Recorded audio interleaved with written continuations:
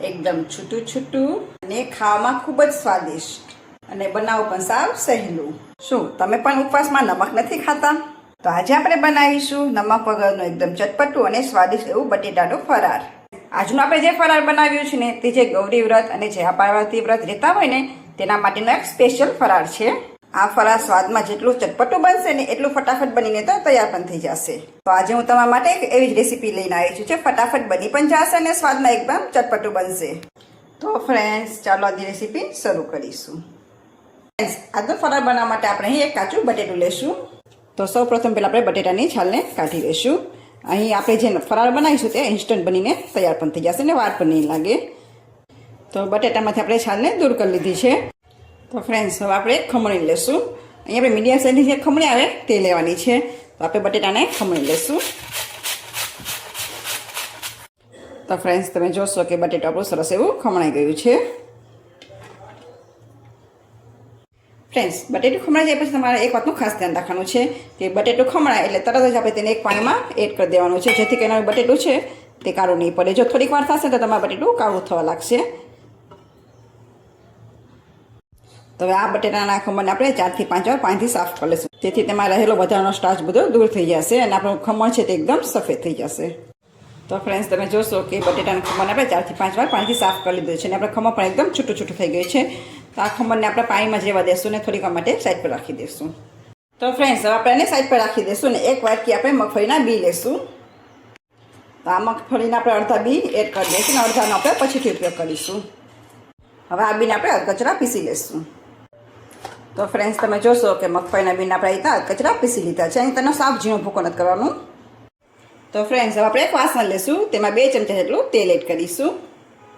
Friends, તેલ આપણું ગરમ થયેલા આપણે 1 ચમચી જીરું એડ કરીશું અને ગેસની ફ્લેમને ઓન કરી દઈશું અને સાથે જ એડ કરીશું મીઠા લીમડાના પાન. હવે બંનેને હલાવીને થોડીક વાર માટે આપણે સાથે લઈશું. આજનો આપણે જે ફરાર બનાવીશું તે નમક વગર બનાવવાના છીએ, એટલે આપણે આમાં અમુક વસ્તુ એવી એડ કરીશું ને જેથી કરીને તમારે નમકની પણ જરૂર નહીં પડે.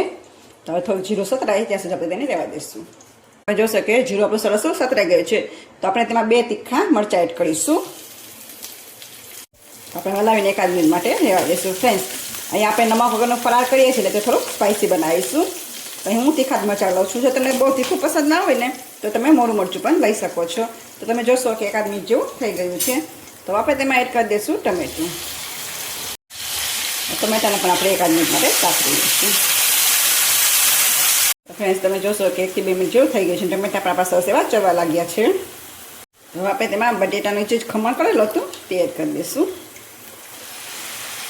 ફ્રેન્ડ્સ, તમે જોઈ શકશો કે બટેટાનું ખમણ આપણું એકદમ છૂટું છૂટું થઈ ગયું છે અને સાથે એકદમ સફેદ થઈ ગયું છે. તો આપણે બટેટાનું ખમણને પણ સરસ હલાવીને મિક્સ કરી દઈશું. ફ્રેન્ડ્સ, તમે જો હવે જયા પાર્વતી અને ગૌરી વ્રત બંને શરૂ થઈ રહ્યા છે તો તમે આ નાસ્તો એટલે કે ફરાર બનાવીને ખાઈ શકશો. કેમ કે મોરું ફરાર હોય તો કોઈને ભાવતું પણ નથી, કેમ કે અત્યારે બધાને ચટાકેદાર વસ્તુ ભાવતી હોય છે.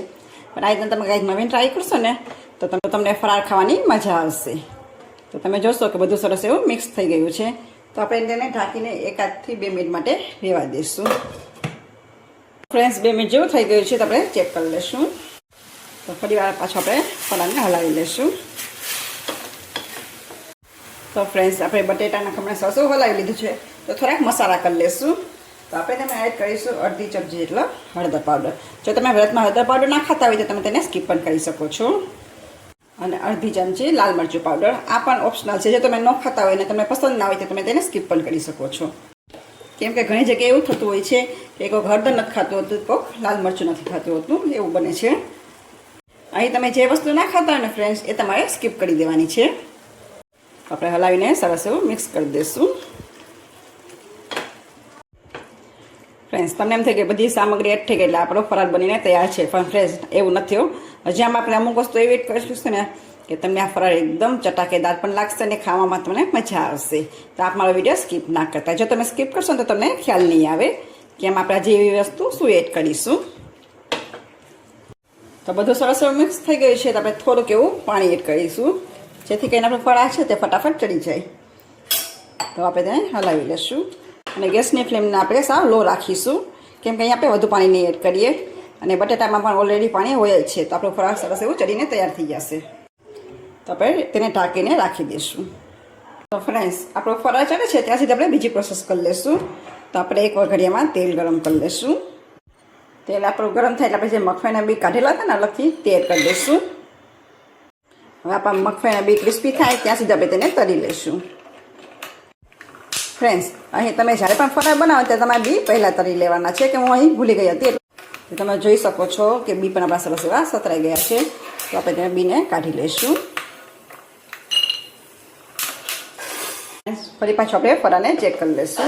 તો ફ્રેન્ડ્સ, હવે આપણે ફરાળને હલાવી લઈશું. તો તમે જોઈ શકશો કે ફરાળ પણ આપણું સરસ એવું ચડવા આવ્યું છે. આ રીતના તમે હાથેથી આવી રીતના તમે થોડુંક દબાવશો ને તો તમે ખ્યાલ આવી જશે કે ફરાળ આપણું સરસ એવું ચડી રહ્યું છે. હવે આપણે એમાં મગફળીનો જે ભૂકો કર્યો હતો એ એડ કરી દઈશું. સાથે જ એડ કરીશું અડધા ફડા લીંબુનો રસ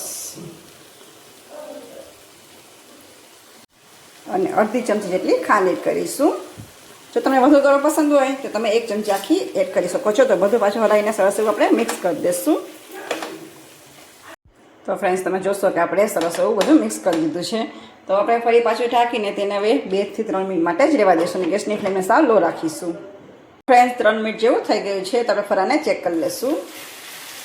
તો ફરાળને આપણે હલાવી લઈશું. ફ્રેન્ડ્સ, તમે જોઈ શકશો કે ફરાળ આપણું સરસ એવું ચડી ગયું છે. તો હવે આપણે ઉપરથી લીલા ધાણા એડ કરી દઈશું અને ગેસની ફ્લેમને બંધ કરી દઈશું. ફ્રેન્ડ્સ, ગેસની ફ્લેમ બંધ કરી દઈશું ને પછી આપણે તેમાં અડધી ચમચી આમચૂર પાવડર એડ કરીશું. મેં ઘરે બનાવેલો છે એટલે તેમાં નમકનો ભાગ નથી. તમે બહારથી લેતા હોય ને તમને લાગે એમાં નમકનો ભાગ હશે તો તમારે એડ ના કરવું. પણ જો તમે આ રીતના એડ કરશો ને તો આપણે નાસ્તાનો સ્વાદ છે નાસ્તો એટલે કે આપણો ફરાળનો સ્વાદ છે ને એકદમ 100 ગણો વધી જશે. તો બધું હલાવીને સરસ એવું મિક્સ થઈ ગયું છે. આ ફરાળને આપણે ગરમા ગરમ જ સર્વ કરીશું, કેમ કે આ ફરાળ છે તો આપણે ગરમા ગરમ જ ખાવાની મજા આવશે. આપણું ફરાળ થોડુંક સ્પાઇસી હશે ને તો જ આપણે ખાવાની મજા આવશે. તો આપણે થોડીક એમાં ચટણી એડ કરી દઈશું અને તેને સરસ એવું મિક્સ કરી દઈશું. અહીં જો ગૌરી વ્રત કરતા હોય અને નાની બાળાઓ હોય તો જો તે તીખું ના ખાતા હોય તો તમે એમનામ જ સિંગદાણા એડ કરી શકો છો. તો ફ્રેન્ડ્સ, તમે જોશો કે આપણે ફરાળ સર્વ કરી લીધું છે. તો આપણે જે મગફળીને બી તળીને રાખ્યા હતા તે ઉપરથી એડ કરી દઈશું. આ ઉપરથી એડ કરશો ને તો સરસ એવો ક્રન્ચી સ્વાદ આવશે. ફ્રેન્ડ્સ, હવે આપણે એવી વસ્તુ એડ કરીશું ને જેથી કરીને આપણો ફરાળનો સ્વાદ એકદમ સરસ આવશે. તો ઉપરથી આપણે કાળા મરીનો પાવડર એડ કરી દઈશું અને સાથે થોડોક લીંબુનો રસ એડ કરી દઈશું. ફ્રેન્ડ્સ, ઉપરથી આપણે લીલા ધાણા એડ કરી દઈશું. તો ફ્રેન્ડ્સ, તૈયાર છે આપણું નમક વગરનું એકદમ ચટાકેદાર બટેટાનું ફરાળ. આ ફરાળમાં લાલ મરચું પાવડર, મરી પાવડર અને લીંબુને જે આપણે એડ કર્યા છે ને એના કોમ્બિનેશનથી મીઠા વગરનું ફરાળ પણ ખૂબ જ સ્વાદિષ્ટ લાગે છે. તો ફ્રેન્ડ્સ, એકવાર તમે પણ ટ્રાય કરજો. પછી મને કોમેન્ટ બોક્સમાં જણાવજો કે તમને આજની મારી રેસીપી કેવી લાગી. ને આપણે જો મારી રેસીપી પસંદ આવી હોય તો એક લાઇક કરજો, શેર કરજો અને હેતુસ કિચનને સબસ્ક્રાઈબ કરવાનું ના ભૂલતા. તો ફ્રેન્ડ્સ, ફરી પાછા મળીશું નવા સ્વાદ સાથે નવા વિડીયા સાથે. ત્યાં સુધી આવજો.